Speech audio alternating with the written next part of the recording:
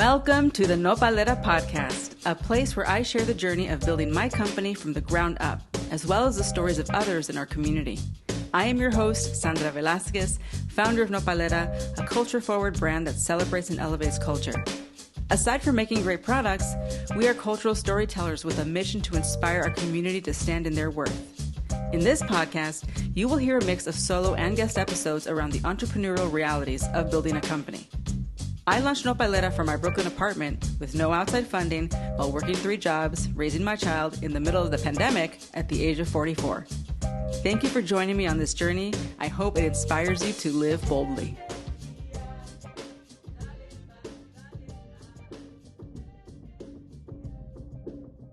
Hello, amigos. This is a special solo episode in honor of this time of the year when we are giving thanks, we're giving gratitude. We are still pedal to the metal because it's Q4, but we're also winding down emotionally. Internally, I think everyone is collectively tired from this year. And so just wanted to touch on a few things as we wrap up this year. So I think gratitude is important. I've talked about it before and the role that it plays for me as an entrepreneur. When you're building a business, especially when you are in the trenches, when things are not set up, you're setting them up every day, you're working through problems, you're putting out fires. It is important to, at some point, whether it's in the morning, middle of the day, or at night before you go to sleep, to have a gratitude moment. And I have found that this grounds me in the present, that it reminds me that there are a lot of things that are going right, because it is easy to focus on all the things that are not going right when you're building a business. And so even things like being grateful for clean drinking water, being grateful for your health, being grateful for your apartment. I give thanks to very mundane things because these are the things that we take for granted very easily because we're so in our heads, right? We're in our laptops, we're in our heads, we're in meetings. And it's easy to take for granted the fact that there is food in the fridge, that the lights are working, that we have internet, so that we can communicate and work remotely. So I try to do gratitude at night, and it does actually help me fall asleep. And that's also why I like it, because I need something to help me turn off my brain after a day filled with thinking. So gratitude is very important for me. And I would like to offer that if you don't have some kind of gratitude practice, meaning like you commit that you're going to take a moment out of each day to give gratitude, I would like to offer that you try that out. Especially because things just get harder. And this is something that I want to touch on in today's solo episode because everyone told me, even when I was first building Nopalera, that it only gets harder. It only gets harder. This is something that you hear over and over, but no one really tells you why. Like, why does it get harder? What exactly gets harder? And does anything get easier? And these are all valid questions. So I want to touch on that today. And here's what I've come up with. Yes, it gets harder because the more you scale, the bigger your business gets, the further along you get, there's just more at stake and there are more plates spinning in the air at once. And that is why I feel like it gets harder. And listen, I might change my mind in a year. This is why I'm documenting the building of this brand in real time, because I'm trying to share the learnings as I'm also progressing and as I'm building Nopalera with my team. So in the beginning, it was hard because I was making all the product myself and I was still working my day job and I was trying to get my website to work. And so those were my problems then. Now I have manufacturing partners. We have a chemist on our team. It's no longer me in the kitchen. So those are no longer my problems. Those things are no longer hard. But now it's harder because now we're dealing with external people, more people, other people's timelines. Now there are employees, with salaries and benefits, and we are now measuring everything against the P&L. Where in the beginning, it was like, hey, we're just making product and we hope people buy it. And they were, and that was great. But now the stakes are higher. And now we have investors. And now that means that I have to answer to them. And so it's not just me answering to myself. So those are some of the reasons as to why I feel like it gets harder. And let's not forget to mention the backdrop of just the world of what's happening. Nopalera launched in the pandemic in 2020. And then, everyone was at home with their government money, shopping from home. And so that was great. But now we're in a recession. Next year is an election year. So we don't really know what a normal year looks like as a business.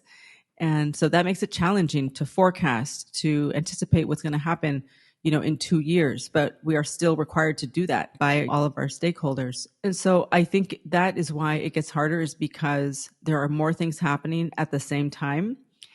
And you no longer have the luxury of stopping and fixing one thing at a time. When you're small and you're doing everything yourself, or maybe you're a team of two, if there's a problem, let's say with, I don't know, your website, you could take it down for a day and fix it.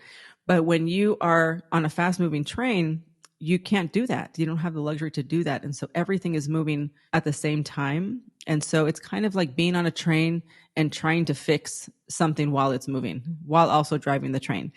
That's the analogy that I have. Another analogy that I like to use is one that my friend Linda Garcia gave me, who I've had on this podcast. She's a phenomenal teacher, author. She wrote Wealth Warrior. And she made the analogy of Super Mario Brothers. So if you've ever played a video game like Super Mario Brothers, I'm kind of dating myself here. You know that you get to level 1 and maybe there's like a few fireballs, and you make it to the end of level 1. And now you're on level 2 and you're like, great, I dodged the fireballs. But now there are daggers falling from the ceiling, and now there's potholes. And then you make it through that, and you get to level 3, and now there's like a dragon and potholes and daggers and fireballs. And so that's, what people say, the higher the level, the bigger the devil, which I know sounds negative, but I think where it's coming from is more means more. More means, yes, you have more customers, you have more sales, but you might also have more customer complaints. You might also have more haters in the comments. You might also have more packages that get lost in the mail, etc. So more means more. It's not just more of the good stuff. And that is, I think, also what contributes to why it gets harder. But going back to gratitude here, I try to still, in the midst of it all, to give gratitude for the opportunity.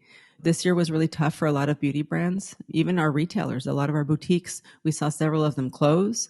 I think we're going to see more of that next year.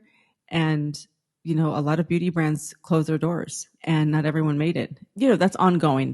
We already know that most startups fail, so that's not news. But I think this year I was just really hyper aware of how many beauty brands closed their doors. And so I'm grateful that, yes, even though I work 7 days a week, including the weekends, and things can feel chaotic, and I wake up sometimes in a panic about all the things there are to do and the things that didn't get done, I'm still grateful for the opportunity to be able to continue trying and building, because again, it is an opportunity, right? No one forced me to start a business.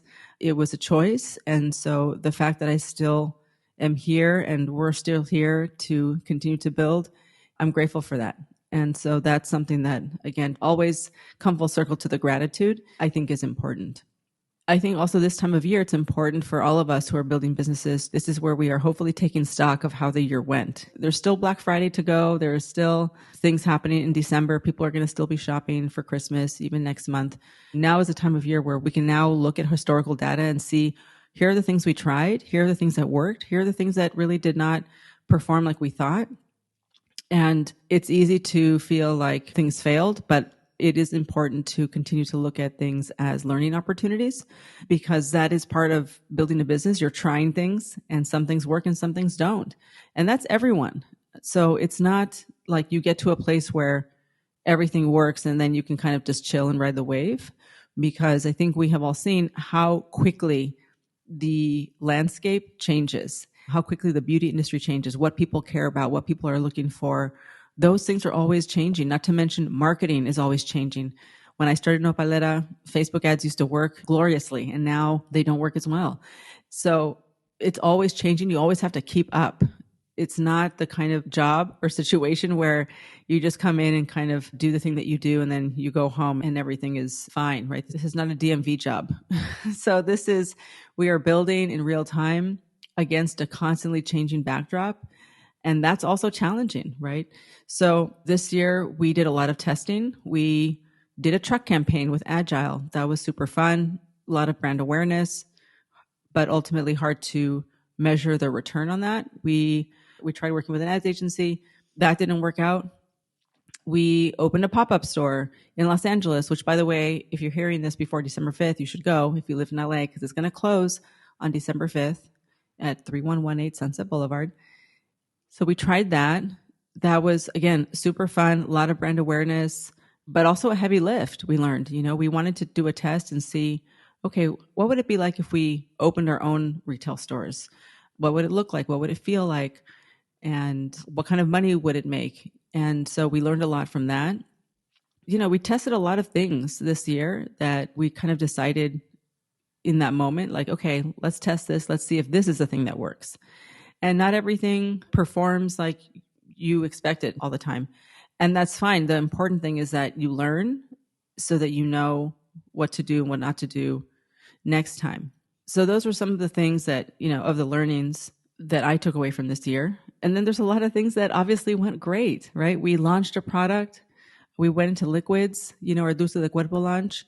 A lot of great feedback about the scent, and people really love body wash and body lotion. So it was time for us to do that. And we did 17 events. We did a lot of community building, like boots on the ground, going all over the country, Chicago, Los Angeles, San Antonio, San Diego. We did all these pop-up events, which were great for community building, but also as a small team, it takes us away from the day-to-day of the business, and that is challenging. So we really tested our limits and our bandwidth this year and learned what we are capable of doing. We know that we can do a lot, but that doesn't mean that we should. And I think that was the takeaway. So next year is going to be more focused, and also just preparing for another volatile year in the market, the financial market, the world, the government, etc. I don't know if there's ever a good time to, start a beauty brand, but it's definitely challenging now. And as you start to scale, you become more aware of the competition. You definitely know that there's competition when you're starting out, but when you're truly starting out, you're just trying to make sure that people like your product and they're going to buy it over and over again. And once you get past that, which, we're past that, we already have what you would call product market fit. We know that people like our product. We have data to show that people buy it over and over again. And now we're at that point where we are in that new arena of brands that have a lot more money and have been around a lot longer than us. And there's only so much shelf space on retail shelves, you guys. I used to work in CPG and food and bev, and I used to teach a class called Distro 101, which I no longer teach, to food and bev founders about distribution. And one of the things that I would say to them is, remember, the reason that there's room for your product on the shelf is because someone else failed. And that is the harsh truth. There is not endless room on store shelves. And so you're competing for that shelf space, which means you are trying to build your brand, get your product off shelf, drive people to the stores, increase that sell-through. And that is the real work. Once you're really at that level and in that arena, that's also challenging, right? Because you only get one chance with big retailers. If you go into, let's say, Target, Sephora, Ulta, whichever one, pick one. If you get into that store and your brand does not perform well, you will get discontinued. And that's it. There's no like, oh, come back to us when you think you can do better. They gave you a chance and now they're going to try another brand. And that's the end of that story. And so that part gets harder, right? It just gets more competitive, more pressurized. And so those are the things that I want to leave you with today as we are rounding out this year about, just the reality of the landscape and what we're all heading into, and how it's important to stay focused. It's important to stay grateful. And it's really important to always be looking at your financials, especially in this climate. So thank you for everyone who listens to this podcast. It's really heartwarming when I run into people out in the wild at conferences or events who say that this podcast has really helped them, that they listen to it. I'm here recording in my house by myself, so it feels very disconnected, but I know that you're out there, and we appreciate your reviews and your stars on all the platforms. That really helps bring visibility. And I'm not quite sure what next year has in store for the Noveletta podcast, but I do want to continue to document in real time the building of this brand and share with you all the learnings, because I know that this is something that I'm always looking for. I'm always looking for the truth. Like for the people that are miles ahead of me, I want to know the benchmarks. I want to know, what does the landscape look like up ahead? What does it look like when your team is a group of 30? What does it look like when you are international? What are the problems? So those are the things that I think are helpful to those of us who are building, is the truth. We just want to know the truth. So I hope that you have all found truth and learnings and helpfulness in this podcast. And I will see you guys. I'm going to do a couple more solo episodes before the end of this year, and then I will see you guys next year. But it's almost 2024, you guys. So please stay healthy, stay connected, and stay resilient. Thank you for being here with us. Remember to leave us a review on whatever platform you are listening from. Spread the word so we can impact and grow the community. If you are an entrepreneur looking for more real talk and resources, you can join my entrepreneurial newsletter from my personal website, sandralilavelasquez.com. But also visit nopalera.co to pick up your favorite self-care items for yourself and your loved ones. Join the Nopalera mailing list to be the first to hear about new products, exclusive promos. And you can find us on Instagram and TikTok at nopalera.co. Stay resilient.